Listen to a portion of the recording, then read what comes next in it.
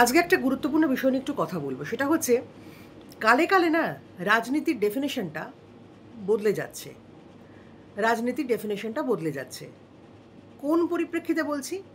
দেখুন, কে কোন দল করবে, কে কোন নেত্রীকে বা নেতাকে সমর্থন করবে সেটা সম্পূর্ণ তার ব্যক্তিগত ব্যাপার। এখানে অন্য কারোর মতের দরকারই হয় না। কে কাকে পছন্দ করবে, কার কাকে ভালো লাগবে সেটা তার ব্যক্তিগত ব্যাপার। এবার ঘটনা হচ্ছে কিন্তু তার মানে একটি দল তার সামনে যদি আরেকটি বিরোধী দলের মানুষ থাকেন, তার মানে সে যে তার শত্রু হয়ে গেল, এটা কিন্তু নয়। এটা হতেই পারে না। মতের বিরোধিতা মানে কিন্তু শত্রুতা নয়। যে ধারণাটা এখন শুরু হয়েছে, একটা শত্রুতার পর্যায়ে পৌঁছে গেছে এবং এটাকে তারাই মদদ দিচ্ছেন যারা সমাজের শত্রু এবং মানুষের শত্রু তো বটেই। এই যে আপনারা বিভিন্ন টিভি চ্যানেলে দেখেন যে কথা কাটাকাটি হচ্ছে, ঝগড়া হচ্ছে, হ্যাঁ? মতের অমিল হচ্ছে।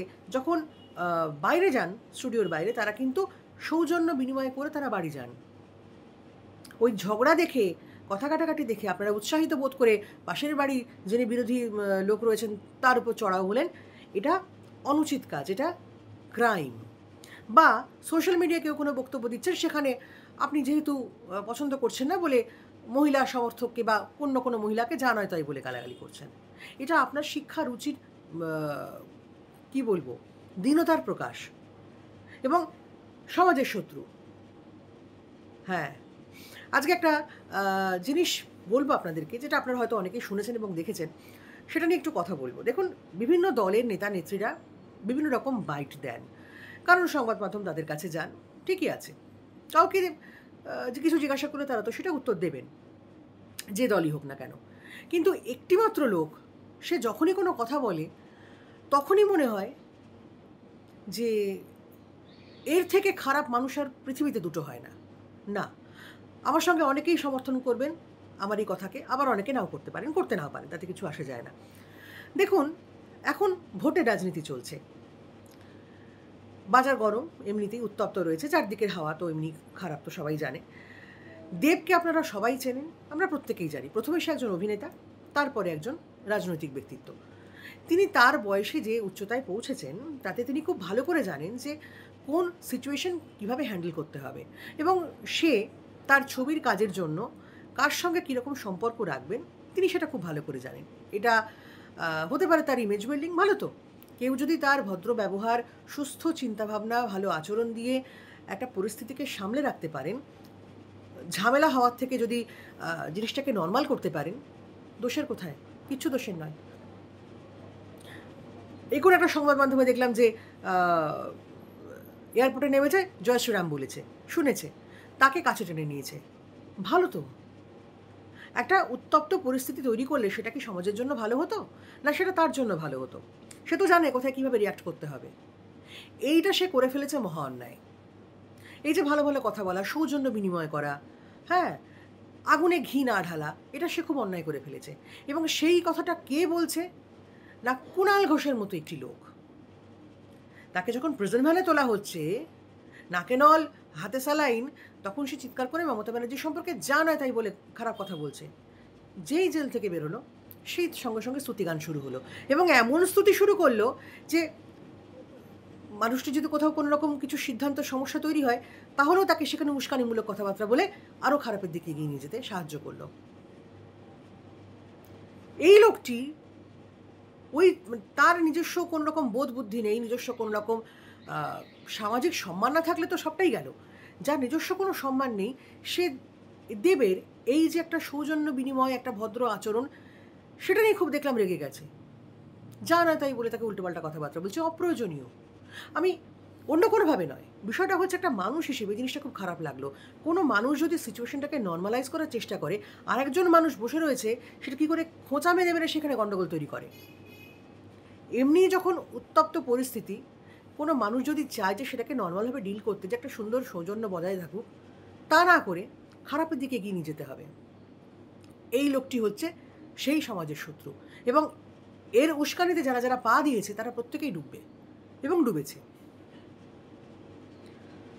অনেকেই লক্ষ্য করেছি, ধরুন আমি কোনো রকম পলিটিক্যাল কিছু দিলাম, সেখানে কোনো না কোনো মহিলা সমর্থক কেউ না কেউ থাকে, তারা কিছু না কিছু কথা বলে, সমর্থন না করুন, কোনো না কোনো মত বিনিময় করছেন, সেখানে কিছু কিছু কম বয়সী ছেলেপুলে ওরা কিন্তু কিছু বলে না, বেশ কিছু অশালীন বাচাল কমেন্টস করেন কিছু সিনিয়র সিটিজেন। আমি এর আগে একদিন একটা বলেছিলাম যে সিনিয়র সিটিজেন মানে কিন্তু তারা প্রত্যেকে সম্মানের যোগ্য এটা নয়। তার কারণ হচ্ছে খারাপ মানুষেরও বয়স বাড়ে, তারাও সিনিয়র সিটিজেন হয়। কাজেই সম্মানটা কাকে করছেন বুঝে করবেন, খয়রাতির বিষয় নয়। এটা আমি এর আগে রিলে বলেছি, আমি এখনও তাই বলছি। আমি সেখানে লক্ষ্য করেছি কথা হচ্ছে একটা, চলে গেল তার পরিবার নিয়ে, বাবা মা তুলে গালাগালি। কেন? এটা কোন ধরনের রাজনৈতিক সৌজন্য? মানে মত বিনিময় বিষয়টা বোঝেন না নাকি? এখন কুণাল ঘোষকে যারা আদর্শ মনে করেন তাদের এই ধরনের মানসিকতা থাকার কথা। কিন্তু সত্যি তো তন্ময় ভট্টাচার্যকে দেখে সিপিএমের সায়ন্তিকা প্রণাম করছেন, এ তো ভালো জিনিস, সৌজন্য। দল হারুক জিতুক, ব্যক্তিগতভাবে সে কি করে না করে, কি কাজ করেছে না করেছে, টিকিট পেয়েছে না পেয়েছে পরের কথা, আগে সৌজন্য, ভদ্রতা বলে তো একটা জিনিস থাকে। এই ভদ্রতা বোধটাই হারিয়ে যাচ্ছে, কি সামাজিক ক্ষেত্রে কি সোশ্যাল মিডিয়ায়। এই জন্যেই শুরুতে বললাম রাজনীতির ডেফিনেশনটা গেছে বদলে। ভিন্ন মত থাকতেই পারে, কিন্তু কেউ তার মানে কাউকে অসম্মান করবে, কেউ কারোর শত্রু হয়ে যাবে, দেখলে রেড়ে করে তেড়ে উঠতে হবে, চারটি খারাপ কথা বলতে হবে, এটা কোনো রাজনীতি নয়, এটা নোংরা নীতি। কাজেই আগে মানুষ ভালো হতে শিখুন। আর কুণাল ঘোষকে দয়া করে কেউ আদর্শ বানাবেন না। বাকি বিভিন্ন দলের বিভিন্ন নেতাদের কথাবার্তা শুনুন, দেখুন কোনো অসুবিধে নেই। কিন্তু আমার খুব খারাপ লাগলো এটা দেখে, দেবের মতো একজন অভিনেতা, তিনি আফটারঅল একটা মানুষ, তিনি জানেন কিভাবে কি করবেন, তার নিজস্ব মত থাকতেই পারে, তার মতকে নিয়ে ভাই তুমি কেন নাড়াচাড়া করছো? এবং সে খুব খারাপ কাজ করেছে, ইমেজ বিল্ডিং এই করেছে তাই করেছে, কিচ্ছু ভুল কাজ করেনি, ভালো কাজ করেছে। আমি এইটা মানে বলার উদ্দেশ্য হচ্ছে একটা, আমি কোনো রাজনৈতিক বিশ্লেষণ করতে বসেও নি এখানে, কিন্তু না বলে পারলাম না যে সমাজে এই ধরনের মানুষগুলোর জন্যই কিন্তু রাজনীতিটা এই রকম স্তরে নেমে গেছে, যেখানে কেউ কোনো কথা বললে আরেকজনকে তার শত্রু বলে মনে হচ্ছে, যেটা খারাপ জিনিস, যেটা কাম্য নয়। কাজেই চারপাশে যদি কেউ এই ধরনের কুৎসিত ইঙ্গিত করতে থাকে, দূরে থাকুন তার থেকে। সে আর যাই হোক মানুষ নয়, কারণ সমাজে সমাজবদ্ধ জীব হিসেবে মানুষ সৌজন্য বিনিময় করবে একে অপরের সঙ্গে, সেটাই স্বাভাবিক। এখন সৌজন্য ভালো জিনিস দেখে যদি কারোর খারাপ লাগে তাহলে তার গণ্ডগোল আছে। ভালো জিনিস করে সিচুয়েশন কন্ট্রোল করছে কোনো মানুষ, তাতে যদি কারোর সমস্যা থেকে থাকে তাহলে তার গণ্ডগোলটা অন্য জায়গায়। আর এই গণ্ডগোলের লোকদের যত শীঘ্র সম্ভব দূর করে দেওয়া উচিত। কাজে সৌজন্য রক্ষাটা করুন, প্রত্যেকের কথাই বলছি। সোশ্যাল মিডিয়া হলেও কমেন্টস দেখলে বোঝা যায় কে কীরকম মানুষ, কার শিক্ষা কীরকম। আমি এর আগেও বলেছি, আবারও বলছি, দয়া করে কুণাল ঘোষকে কেউ তার আইডল বানাবেন না। আর নোংরা রাজনীতি যা খুশি করুন, নিজের জায়গায় করুন, সোশ্যাল মিডিয়ায় নয় বা অন্য ক্ষেত্রে নয়। ভালো থাকুন।